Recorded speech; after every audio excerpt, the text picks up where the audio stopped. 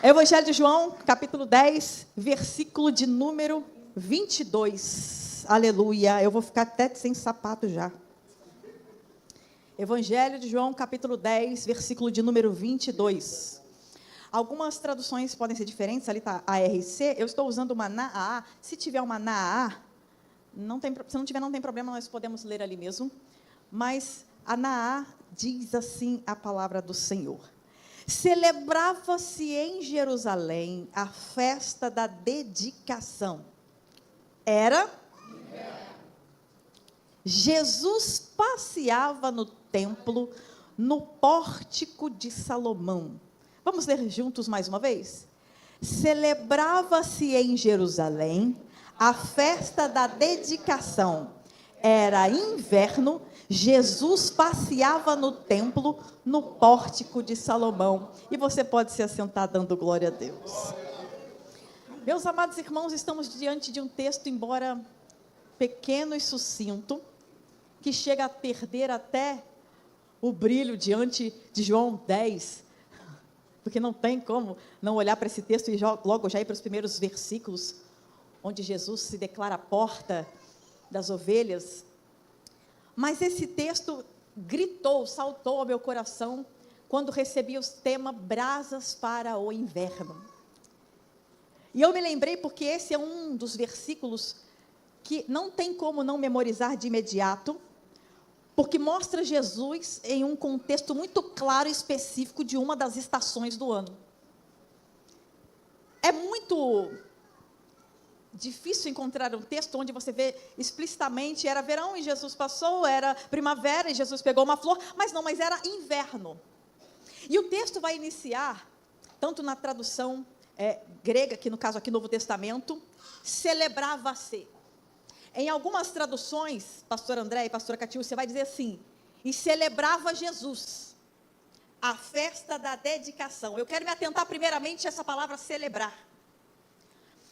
Porque celebrar é o momento em que todos nós, em alguma estação da nossa vida, almejamos e esperamos chegar. A Bíblia diz que muitas são as aflições do justo. E embora passamos por diversas adversidades em diversos momentos da nossa vida, todos nós, quando passamos por uma estação fechada, como o inverno, uma adversidade prolongada ou curta que seja, porque dependendo da intensidade, mesmo que seja curta, é dura e amarga, no meio dessa estação fria, no meio da adversidade, no meio da prova, todos nós que temos fé e esperança e expectativa, vislumbramos que isso logo passe e cheguemos até o momento da celebração. Só que isso é algo tão complexo e difícil, embora seja uma coisa que deveria ser fácil, não é tão fácil assim celebrar.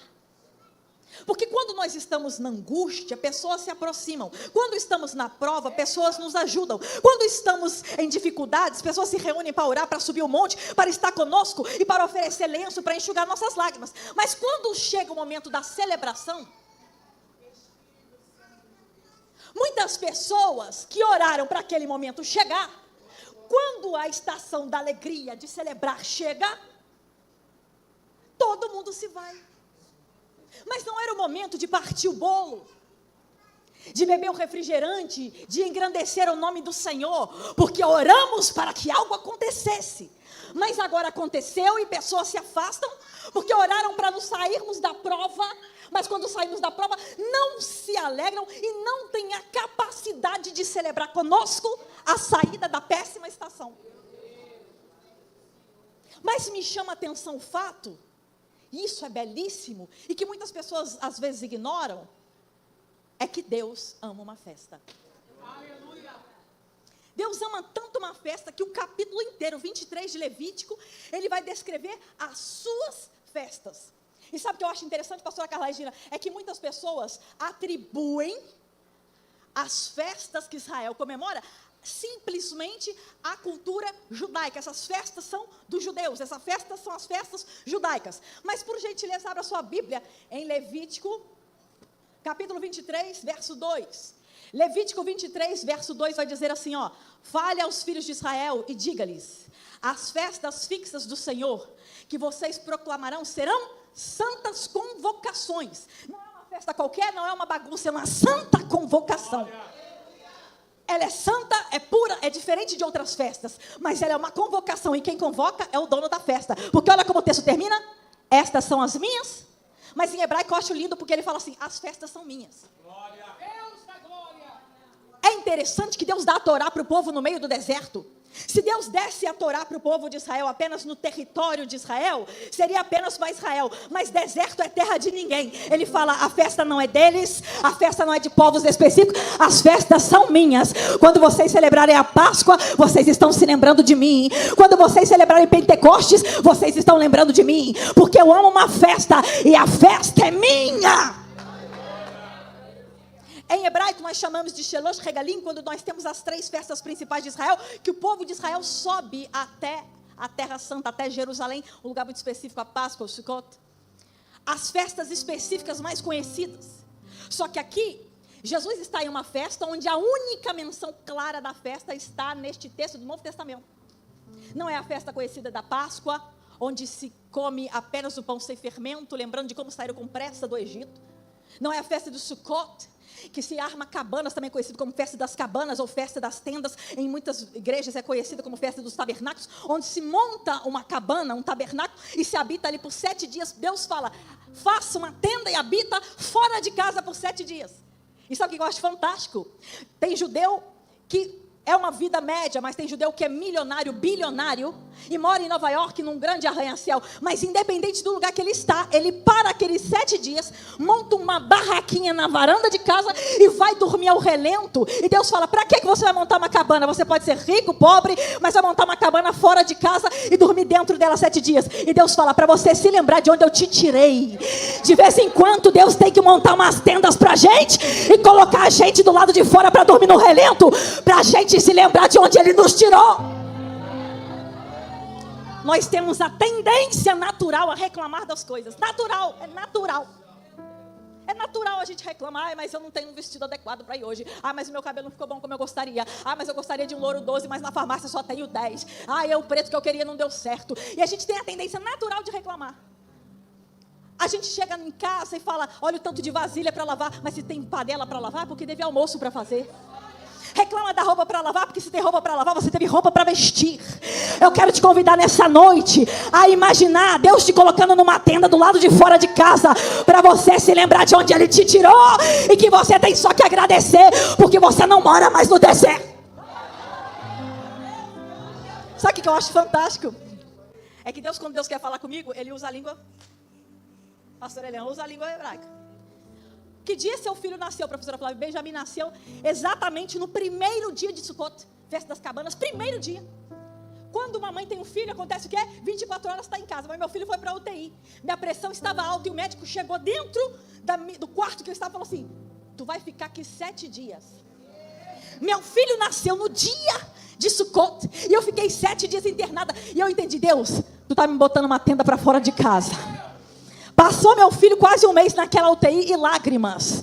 Mas também quando eu pude sair, fui como o Salmo 126. Eu vim andando e chorando. Mas agora vou voltar com os feixes da colheita. Existe o tempo da tenda, mas existe o tempo da promessa a ser concretizada.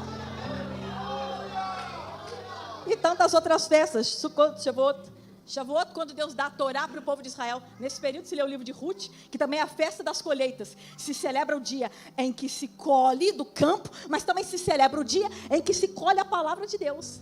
E Deus escolhe o mesmo dia no Novo Testamento para vir o Espírito Santo de Deus. Porque Jeremias tinha profetizado, a palavra está do lado de fora, mas um dia eu vou colocar do lado de dentro. Agora veja, a festa que Jesus está chegando aqui para celebrar em Jerusalém, é a festa chamada a festa da dedicação. Quero que você circule esse da sua Bíblia se você nunca ouviu falar dessa festa. A festa da dedicação em hebraico é chamada de Hanukkah. Essa festa acontece no... Que estação? O inverno em Israel é dezembro, janeiro e fevereiro para nós.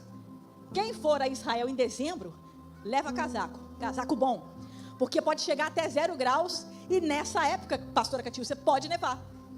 Pastora Fernanda, quando as pessoas vão nesse período, é um período muito frio, que destoa com aquela imagem de Israel que a gente conhece do deserto, do calorzão. É um período de inverno mesmo, a neve cai, tem dia que não dá nem para andar na rua. Nesse período, se comemora a festa da dedicação, Hanukkah, também conhecido popularmente em Israel como festa das luzes. E essa festa vai estar muito mais explícita nos livros apócrifos de Macabeus. Havia um homem chamado Matatias, que era sacerdote. Nesse período, é um pouco de história, eu sei que é um pouco chato, mas vamos lá. Antíoco Epifanes, que era um dos generais de Alexandre o Grande, ele morre, divide o reino, e seus generais compartilham dos territórios. Ele fica com o território de Jerusalém. Nesse período, ele comanda os Seleucidas, e o povo de Israel está começando a assimilar a cultura grega. Começam a gostar do que os gregos cantam, do que os gregos comem, do que os gregos admiram como arte. Começam a montar academias e ginásios, onde os homens começam a praticar esportes, e o corpo começa a ser exposto e cultuado completamente distoante da cultura judaica. E nisso eles não tinham muito dinheiro, porque já tinham passado por várias guerras. Entram no templo do Senhor, saqueiam absolutamente todo o ouro, prata, bronze e todos os utensílios sagrados. Depois disso, dedicam o templo do Senhor a Zeus, colocando uma imagem e sacrifícios de porcos e animais que dentro da cultura judaica eram animais considerados imundos. E aí faziam com que o povo de Israel oferecessem sacrifícios aos deuses pagãos. Veja que geralmente, quando as pessoas dominavam alguns outros territórios, apenas cobravam imposto, era mais lucrativo, você me dá o dinheiro e continua na sua cultura. Mas Antíoco Epifanes não. Ele não só queria que o povo desse a ele dinheiro, ele queria que o povo mentalizasse a cultura grega e se afastasse completamente dos caminhos do Senhor. Então ele começa a estipular coisas muito pesadas. Era proibido ler a Torá, era proibido guardar o Shabat, era proibido fazer circuncisão, e aos poucos ele foi acabando com a lei do Senhor. Isso pode, isso não precisa, isso não pode acontecer mais. E aí o povo vai cada vez mais assimilando, cada vez mais fazendo aquilo que ele impõe. Em toda essa imposição, o povo parte tem medo, o povo parte quer voltar a adorar o Senhor, e parte assimila a cultura. Mas quando chegam para Matatias fazer um sacrifício de porco diante de Zeus, ele dá um grito. E o grito é: Adonai Echad, o meu Deus é um. Quando ele dá esse grito, ele diz: esse sacrifício não vai acontecer no altar do Senhor. Ele começa a liderar uma nova rebelião. Passa um tempo, ele morre, e seu filho Judas Macabeu. Macabeu é uma palavra que significa martelo, porque assim ele exterminava seus inimigos, com a martelada. E assim ele foi, mesmo com pouco exército, conquistando novamente Jerusalém. Quando eles conquistam Jerusalém, eles botam o exército dos inimigos para correr, porque quem diz que Deus precisa de exército muito grande para vencer suas batalhas? Quem diz que Deus precisa de exército muito grande? Os inimigos de Israel estão no campo, e Deus chama Gideão. Gideão vai e chama junto o povo, e aparece um monte de gente. Mas aí ele vira e lança a primeira frase: os covardes e medrosos que voltam. Quando vai a maioria, 22 mil homens, sobram 10 mil. Quando sobra 10 mil, Deus manda todo mundo beber água. Quando eles olham 9.700 homens, Gideão vai ser aí. Mas Deus fala: não é esses 9.700, eu só preciso de 3. Só preciso de 300. Aí Deus fala: preciso de 300. E aí fala assim: Senhor, como vamos vencer? Com espada? Com metralhadora? Com armas a longa distância? E Deus: não, só com cântaro.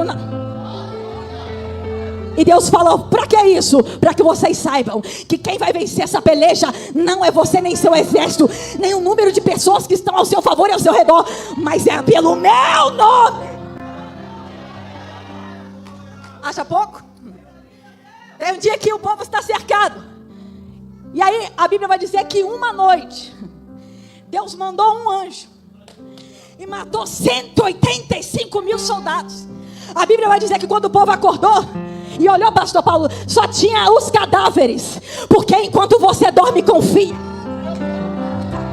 Enquanto você dorme, confia. O Senhor peleja as suas guerras. A Bíblia diz: Israel, o guarda de Israel não dorme. Vai dormir sossegado, porque quando você acordar, Deus inimigo.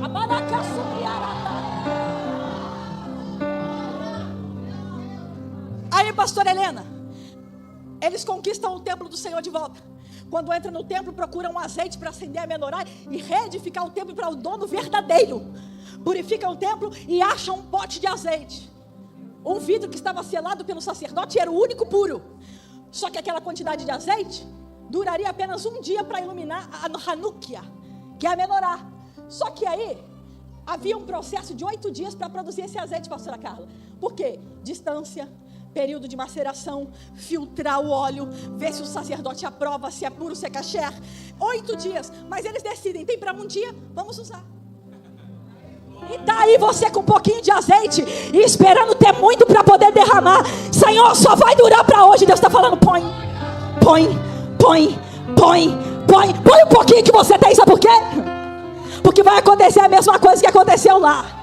Eles colocaram um pouquinho de azeite que durava um dia. Só que voltaram no segundo, estava aceso. Voltaram no terceiro, estava aceso. No quarto, aceso. No quinto, aceso. No sexto, aceso. No sétimo, aceso. Chegaram no 8º dia, estava aceso. No 9º, estava tudo pronto. E o azeite não tinha acabado. Vai com um pouco que você tem, que Deus sustenta a luz. Chamaracatura. Eu não sei se vai dar para todo mundo ver. Quando eu fui em Higienópolis, fui pregar na igreja de um pastor amigo meu, e ele me hospedou no bairro judeu, que sabia que eu gostava de judeu. E aí fui numa loja judaica e comprei esse brinquedo aqui. Esse brinquedo aqui é o brinquedo que as crianças brincam no Hanukkah, na festa da dedicação, que é um dreidel, também chamado de Sevivon. Aí, pastora Helena, tem 4 letras. É Gimel, Re, Shin, Nun. Quando você gira, ele forma uma frase com as letras misturadas, um acróstico hebraico que significa Nesgadol Hayashan. Um grande milagre aconteceu aqui. Agora veja, quando você compra um dreidel fora de Israel, está escrito assim, Nesgadol Hayapo, um grande milagre aconteceu lá. E quando você compra lá, um grande milagre aconteceu aqui. Porque a Bíblia diz, verão, saberão aquilo que Ele decidiu fazer na sua vida. Quem não vê, vai ouvir. Eu tenho uma palavra para você nessa noite. Quem não viu o que Deus está fazendo, quem não pôde ver o que Deus está fazendo, vai ouvir à distância o que Deus está escrevendo na tua história.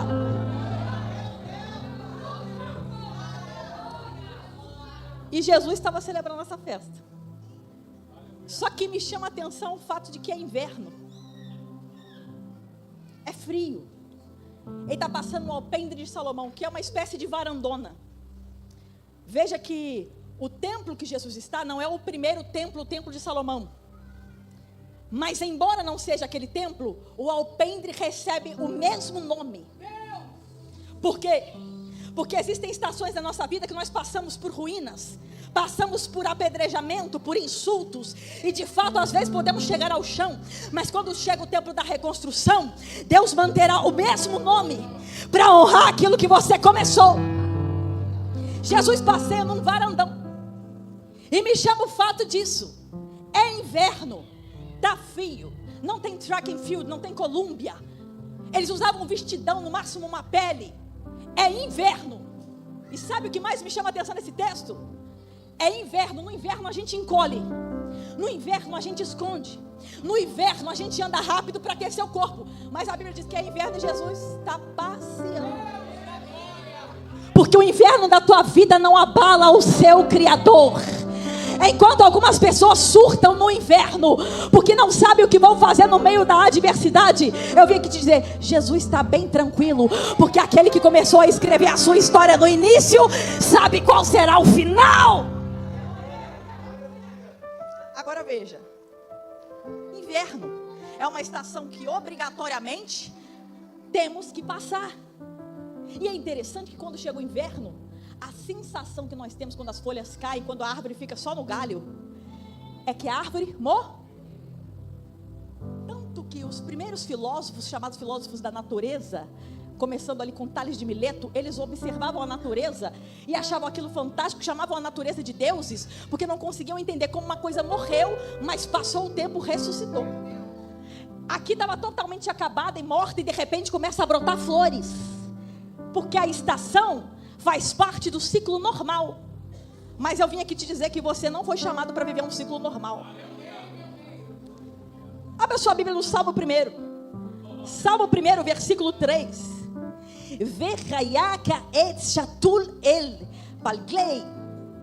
E é como a árvore que é plantada junto ao curso mãe das águas, mãe encher period, que dá o fruto dela e aten baito no tempo dela. E eu amo essa palavra, loibol, porque ela fala assim: o fruto dá no tempo dela e a folha dela não cai. Peraí. Naturalmente nas estações, a folha tem que cair. Mas a Bíblia diz que dependendo de onde você estiver, plantado, a sua folha não cai. E ela não vai falar que só não cai, ela vai falar loibol, não murcha e não cai. Porque tem planta que está até presa no galho, mas está totalmente murcha e sem vida. Mas a Bíblia está dizendo: se você está plantado perto do lugar certo, não vai murchar e não vai cair. Não vai murchar e não vai cair. Vai ter gente olhando e falando assim: mas como que nesse inverno consegue fazer? Mas como que no meio desse caos consegue realizar? E eu vim aqui para te dizer: está plantado no lugar certo, não vai murchar e não vai cair. Ano passado o Senhor recolheu o meu sogro. E uma das grandes lições que ele me deixou sem saber foi sobre uma laranjeira que ele tinha no quintal. A laranjeira tomava muito espaço, pastor Helena. E aí ele decidiu cortar a laranjeira e bater um banquinho em cima dela. E aí fez um banquinho. E o tempo foi passando.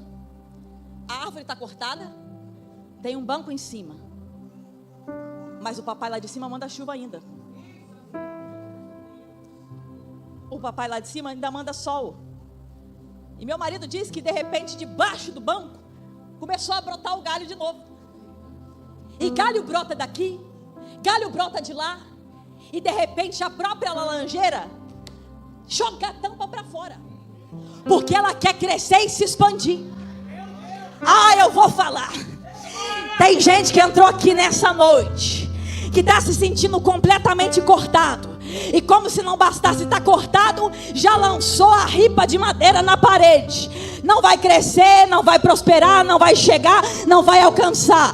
Mas Deus que ainda manda sol e manda chuva, plantado no lugar certo, uma hora esse banco vai embora e você vai voltar a dar fruto. Porque aquele que prometeu, aquele que te plantou, eu amo essa frase que o Senhor me deu um dia, e anota na sua Bíblia se você quiser: só quem me plantou tem poder para me arrancar. Tem gente que decide, vai, não dá fruto, não faz nada, mas o dono do campo fala: investe mais um pouco e volta na estação seguinte.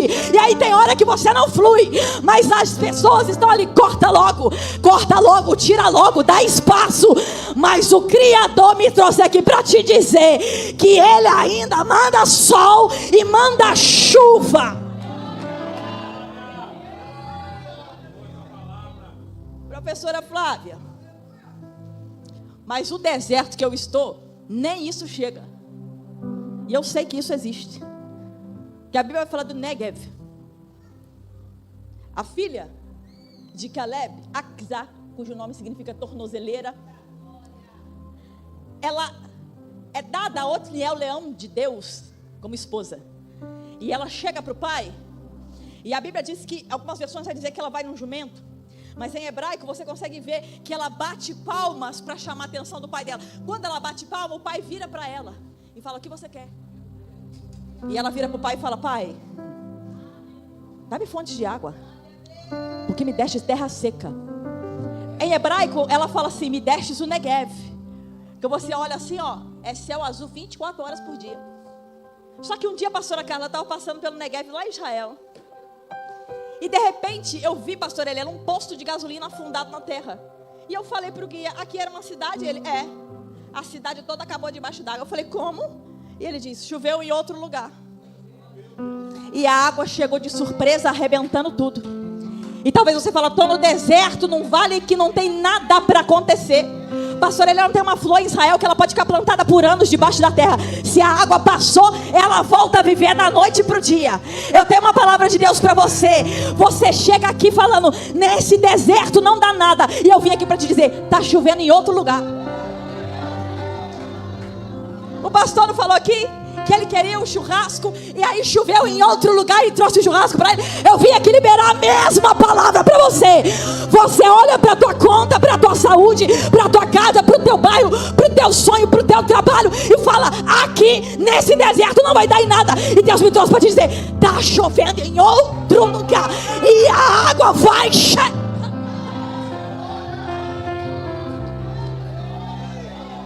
A água vai chegar. Professora Flávia, vai pegar mais pesado? Vou. Professora, mas e se não chegar água? Aí eu te digo: quem disse que o Criador precisa de água para fazer alguma coisa brotar? Pastor Paulo, ó, preste atenção comigo. Terceiro dia da criação, Deus cria as plantas. Deixa essa viseira, cria planta, cria relva, cria tudo. E só no quarto dia ele cria o sol. E lá no capítulo 6 que vai dizer que não chovia. De repente vai ter versículos no meio do caminho que vai dizer que o vapor subia da terra. Ou seja, Deus criou a planta, mas naquele momento não tem sol nem chuva. Tudo que ela precisa mas tudo que ela precisa para sobreviver é o Criador dela. Porque Deus cuida das plantas. Professora Flávia, bonito, poético, metafórico. Mas vou te dizer mais. Desertão da península do Sinai. Moisés fala assim, ó: Deus escolheu meu irmão Arão para ser o sumo sacerdote. Aí o povo fala assim: ué, mas também é parente, mas também é da mesma família. Só que aí ele falou assim: não, vocês não estão entendendo, quem escolheu meu irmão foi Deus. E aí o povo de Israel reclama. E Deus falou assim: faz o seguinte, traz um galho seco na minha presença, porque no deserto só se consegue galho seco. Aí pastora Helena, no Talmud vai dizer assim, que para não ter confusão, porque quando o galho começa a florescer, todo mundo fala: não, esse galho é meu. Deus falou: escreve na cabeça do galho o nome de cada tribo, e bota tudo na minha presença, que vai florescer da noite. Península do Sinai chove 2 vezes por ano, mas Deus está falando: põe no meu lugar, no lugar sagrado diante de mim, porque vai brotar da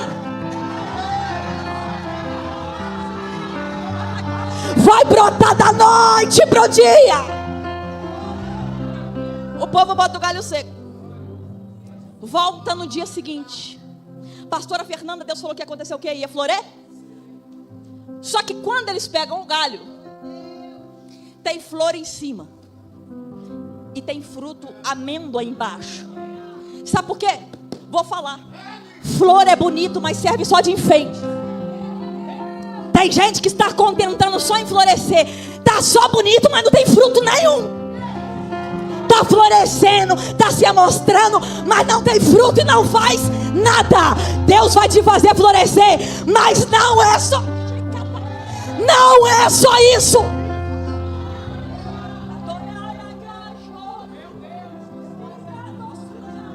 Não é só flores. Vai ter fruto. Porque a flor chama atenção, mas o fruto alimenta. A flor se destaca, mas é o fruto que sustenta. A flor, como se diz o ditado popular, beleza não põe mesa. A flor só embeleza, mas Deus falou assim: para florescer na minha presença, tem que ser seguida de fruto. Quando pega o galho, tem flor e fruto, da noite pro. E chega você aqui nessa noite dizendo: Senhor, e eu quero te dizer, Deus só precisa de um dia. Eu quero que você repita essa palavra para sua alma. Deus só precisa de um dia. Um dia. O processo pode ser longo. José passou 13 anos de prova, só que um dia. Aí tem gente que fala assim: mas foi da noite para o dia, porque não viu os 13 anos de cova, de prisão, de insulto, de calúnia. Deus só precisa de um. Meu filho mais velho, Benjamin, passou muitos dias na UTI. E a gente tinha acabado de se mudar para uma cidade nova. Meu esposo faz plantão no hospital.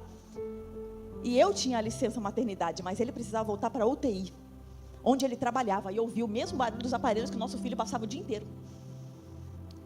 Minha família distante, às vezes conseguiam vir, às vezes não conseguiam vir, porque o tempo foi passando. Ele ficou muito tempo na UTI. E teve um dia que eu cheguei em casa, eu chorei tanto, que meu olho ficou completamente roxo. E eu gritava no meu prédio, que todos os vizinhos do meu bairro podiam ouvir, porque era um bairro muito residencial, silencioso. E eu gritava, eu quero meu filho. E eu fui dormir gritando, eu quero meu filho. Eu entrava no quarto do meu filho, era meu primeiro filho, eu não sabia se ele ia sair para voltar para casa. E eu gritei tanto, com o olho roxo, de tanto chorar. Sabe quando você vai dormir de cansaço, de tanto que você chorou? Eu me lembro que eu me encolhi toda, estava sozinha, deitei na beira da cama. E eu falei, Senhor, eu só quero meu filho. E se você crê ou não, eu vou te dizer mesmo assim. Uma voz falou gigantemente dentro do meu quarto, como se colocasse a mão no meu nariz: nunca mais você vai dormir sozinha. Aquela palavra foi como eu estivesse sendo apertada e abraçada naquele momento de dor. E quando eu acordei no dia seguinte, meu esposo chegou do plantão, dormi com ele. De manhã cedinho ligaram: Benjamin está de alta. Pastora Helena, quando ele vai para o plantão, o Benjamin vinha e dormia comigo. E agora, passou um tempo, o Senhor me deu o Zion. E quando ele chega do plantão é até engraçado, porque está um com a perna para cima, o outro está com a perna para o outro lado. E nunca mais. Já se fazem 9 anos da palavra. Já se passaram algumas estações. Mas aquele que prometeu, Deus falar é Deus fazer. Vou repetir: Deus falar e Deus fazer é a mesma coisa. Fazem 9 anos que Ele está cumprindo. E eu nunca mais dormi sozinha. E eu não sei o que você veio aqui nessa noite, que você precisa que Deus entre com urgência da noite para o dia. Eu vim aqui para te dizer, em carne e osso, com cada fibra do meu ser, com a palavra que creio e que vivo, que se Ele falou, pode passar o céu e a terra, mas as palavras dele vão se cumprir. Vão se cumprir. Eu declaro essa palavra para mim, para você e para todo o inferno ouvir. Vai se cumprir. Vai se cumprir. Vai se cumprir. Cada palavra, cada tio, cada vírgula que ele te prometeu no dia.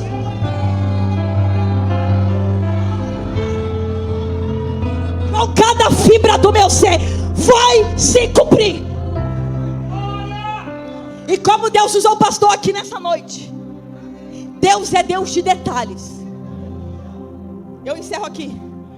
Teve um dia que eu não tinha uma roupa muito bonita para pregar, e Deus usou um profeta cego. Cego, o olho dele era todo branco. Ele nunca viu ninguém, nunca viu cores. Ele não me conhecia. E ele virou para mim, pastor Eliomar, e falou assim: sabe a melhor roupa rosa dessa terra? Sabe a melhor grife que produzir roupa rosa nessa terra? Você ainda vai vestir.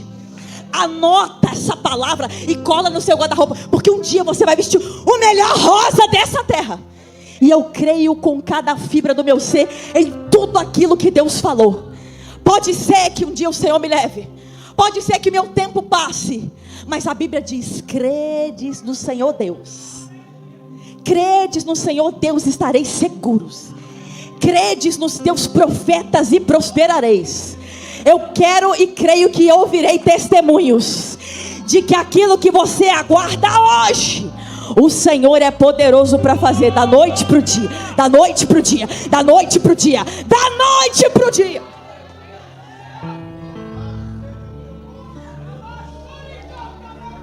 E tem hora que no inverno da nossa vida a gente olha, pastora, e fala assim: acabou. Mas eu convido você a fazer como a laranjeira do meu sogro, arrancar essa tampa e cantar. Canta nesse inverno assim, ó: este não é o meu fim,